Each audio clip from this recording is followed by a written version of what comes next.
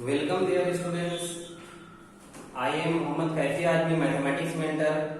और आज मैं क्लास 11 और 12 से रिलेटेड बहुत ही इंपॉर्टेंट टॉपिक लेकर आया हूँ जिसका नाम लिमिट है। तो बगैर लेट किए हुए हम वीडियो को स्टार्ट करते हैं। और लिमिट क्या होता है वो समझते हैं, जो कि फंडामेंटल ऑफ कैलकुलस कहलाता है। कैलकुलस का एकदम बेसिक कहलाता है। और क्लास 12 में ये एक ऐसा चैप्टर है जो क्लास 12 में बिग मार्क्स रखता है। तो इस पोर्शन को हम लोग स्टार्ट करते हैं। तो लिमिट जो होता है फंडामेंटल ऑफ कैलकुलस कहलाता है। और लिमिट एग्जिस्ट कब करता है?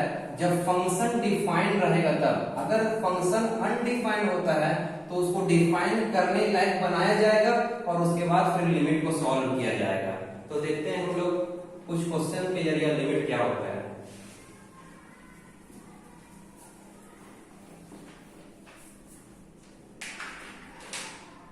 तो पहला क्वेश्चन लेते हैं हम लोग।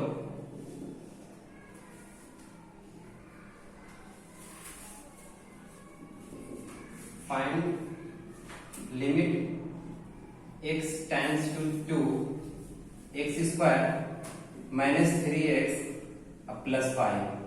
इसका वैल्यू निकालना है। और इसके मतलब लिमिट x टेंड्स टू 2 का मतलब होता है लिमिट x टेंडिंग टू 2, यानी कि 2 का एकदम करीब वाला वैल्यू, लगभग 2 के सामने करीब पहुंच चुका है। इसका मतलब ये होता है। तो हम लोग इसको नियरली 2 मान सकते हैं। तो हम लोग क्या करेंगे, अगर ये वाला फंक्शन डिफाइन होता है, मतलब कि अनडिफाइंड नहीं होता है, तो डायरेक्टली इस वैल्यू को हम लोग x की जगह पुट कर देंगे और आंसर आ जाएगा। और अनडिफाइंड का अगर अनडिफाइंड होगा तो 0/0 का फॉर्म मिलेगा, ठीक है। या फिर हम लोग को क्या मिलने वाला है कि डिनोमिनेटर में 0 अगर मिलता है तो समझ जाओगे ये अनडिफाइंड फंक्शन है। तो डिनोमिनेटर में अगर 0 मिलता है तो डायरेक्टली हम लोग वैल्यू नहीं पुट कर सकते हैं। लेकिन अगर डिनोमिनेटर में 0 नहीं मिलता है तो हम लोग डायरेक्टली वैल्यू पुट करेंगे और बना लेंगे। तो हम लोग बनाना शुरू करते हैं। तो यहाँ तो डिनोमिनेटर है ही नहीं, तो जब है ही नहीं तो 0 आने का कोई सवाल ही नहीं पैदा होता है। तो हम लोग यहाँ पे डायरेक्टली x का वैल्यू 2 पुट कर देते हैं। तो यहाँ पे 2 पुट करते हैं, x की जगह में 2 का स्क्वायर हो जाएगा, माइनस 3 इंटू 2 हो जाएगा, प्लस 5 हो जाएगा। तो यहाँ पर 2 का स्क्वायर 4 होता है, माइनस 2 3 या 6 हो जाएगा, अब प्लस 5। तो इसको कैलकुलेट कर लेते हैं। तो यहाँ पे क्या हो जाएगा, 5 + 4 = 9। अब 9 - 6 करेंगे तो 3 आंसर हो जाएगा। तो यहाँ पे डायरेक्टली वैल्यू सब्स्टिट्यूट कर दिए because of function is defined. लेकिन अगर फंक्शन अनडिफाइंड होता, जैसा कि हम अगला क्वेश्चन में बताएंगे, अनडिफाइंड वाला क्वेश्चन लेके उसको डिफाइन करते हैं फिर बनाते हैं। तो देखते हैं हम लोग अगला क्वेश्चन।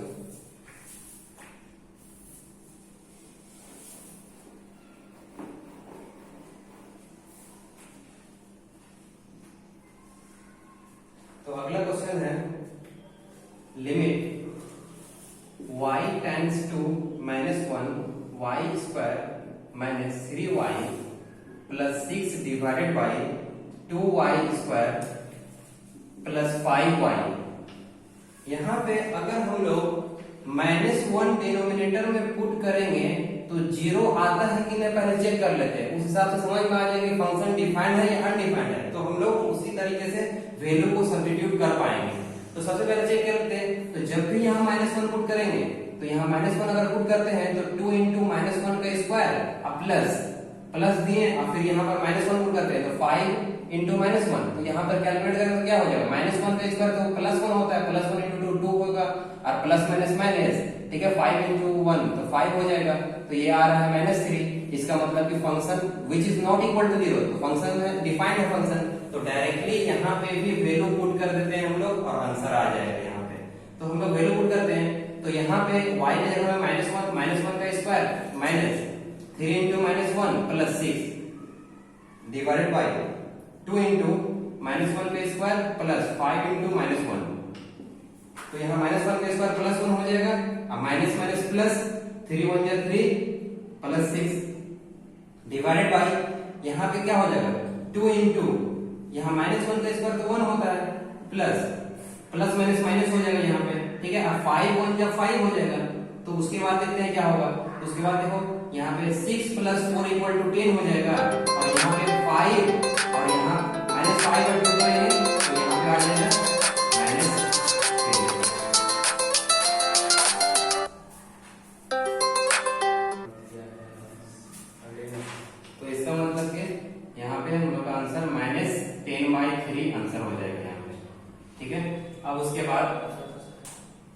क्वेश्चन की तरफ बढ़ते हैं हम लोग।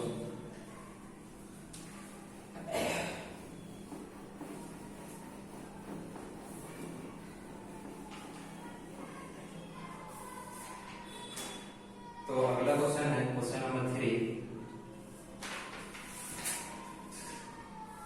क्वेश्चन नंबर 3 में बोल रहा है कि limit x tends to -2 x cube minus 5x plus 3 divided by x square plus 1। तो सबसे पहले चेक कर लेते हैं फंक्शन डिफाइंड है या नहीं। तो जैसे ही चेक करने की कोशिश की हम लोग, तो डिनोमिनेटर में वैल्यू पुट कर देते हैं। तो -2 को यहाँ पुट करेंगे तो -2 का स्क्वायर हो जाएगा, ठीक है, प्लस 1। तो यहाँ पे -2 का स्क्वायर प्लस 4 होगा, अब प्लस 1 ये इक्वल टू 5 होगा, which is not equal to 0, that is function is defined. तो फंक्शन डिफाइंड है तो डायरेक्टली हम लोग वैल्यू पुट करेंगे और बना सकते हैं। तो देखो क्या आएगा आंसर, बस सिंपल सा वैल्यू पुट करना है और आंसर निकल जाएगा। तो -2 का क्यूब माइनस 5, यहाँ पे -2 लिखना है, -2 अब प्लस 3 डिवाइड बाई, यहाँ फिर से x आया तो फिर से -2 का स्क्वायर हो जाएगा, अब प्लस 1। अब देखते हैं क्या होता है। तो -2 का क्यूब है तो यहाँ पे -8 हो जाएगा, अब माइनस माइनस प्लस 10 हो जाएगा और यहाँ पे प्लस 3 हो जाएगा, डिवाइड बाई -2 का स्क्वायर कितना हो जाएगा, 4 हो जाएगा, प्लस 1।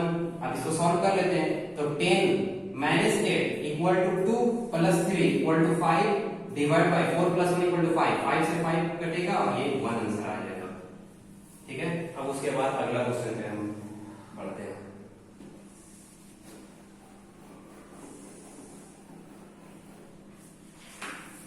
तो question number 4, limit x tends to 1 x का power 4 plus 4x cube minus 5x square divided by x minus 1। तो इस क्वेश्चन में सबसे पहला काम है चेक करना कि फंक्शन डिफाइन है या नहीं। तो जैसे ही चेक करने की कोशिश किए तो हम लोग डिनोमिनेटर में x का वैल्यू 1 रखेंगे, तो x का जगह में 1 रखेंगे और ये -1 है, which is equal to 0, that is function is undefined। अब जब फंक्शन अनडिफाइंड हो जाएगा तो डायरेक्टली हम लोग वैल्यू कभी नहीं पुट कर सकते, अगर पुट करेंगे तो गलत आंसर आएगा, डायरेक्टली आंसर अनडिफाइंड आने वाला है। तो हम लोग सबसे पहला काम इसमें कुछ कैलकुलेशन करना पड़ेगा। जैसा कि हम लोग को नजर आ रहा है कि न्यूमरेटर में अलजेब्रिक एक्सप्रेशन दिया हुआ है, वहां पे हम लोग कुछ कर सकते हैं। क्या किया जा सकता है देखते हैं। यहाँ पे x स्क्वायर कॉमन जा रहा है, सबसे पहले तो x स्क्वायर कॉमन लेते हैं। तो जैसे ही x स्क्वायर कॉमन लेंगे तो यहाँ पे बचेगा x square plus 4x minus 5 ये बचेगा और डिवाइडेड बाय नीचे में x माइनस 1 बचने वाला है, ठीक है। अब उसके बाद यहाँ पे ये वाला ब्रैकेट के अंदर एक मिडिल टर्म फैक्टर आया है, तो उस फैक्टर को हम लोग फैक्टराइज करते हैं। तो देखते हैं क्या होगा। तो यहाँ पे मल्टीप्लाई करके 5 लाना है और माइनस करके 4 लाना है। तो मतलब 5 1 जा 5, 5 माइनस 1 इक्वल टू 4। तो डायरेक्टली हम लोग मिडिल टर्म फैक्टर कर देते हैं इसका। तो मिडिल टर्म फैक्टर करेंगे तो यहाँ पे क्या हो जाएगा, x square plus 5x minus x minus 5 divide by x minus 1।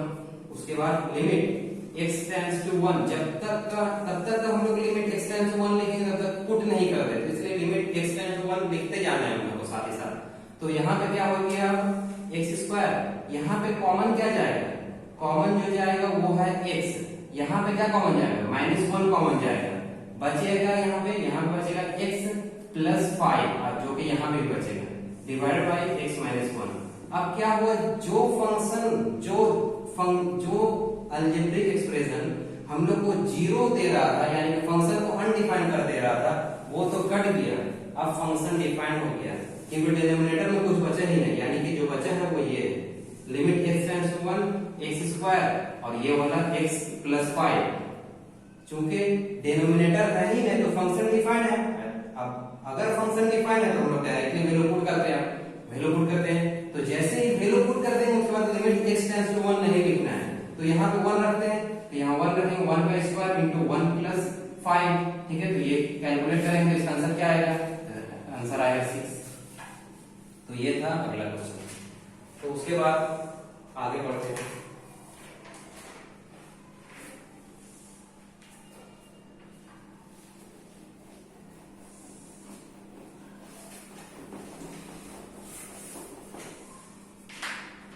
तो क्वेश्चन नंबर 5 में क्या बोला है कि limit x tends to 1 x square minus 3x plus 2 divided by x square minus 4x plus 3। उसके बाद क्या करते हैं हम लोग कि चेक कर लेते हैं कि फंक्शन डिफाइंड है कि नहीं। तो लिमिट x टेंड्स टू 1 जो है डिनोमिनेटर में रख के चेक कर लेते हैं हम लोग। तो डिनोमिनेटर में रखेंगे तो ये 1 का स्क्वायर माइनस 4 इंटू 1 प्लस 3। तो यहाँ पे 1 minus 4 plus 3 which is equal to 0, that is function is undefined. अब फंक्शन अनडिफाइंड तो पहले डिफाइन बनाते हैं।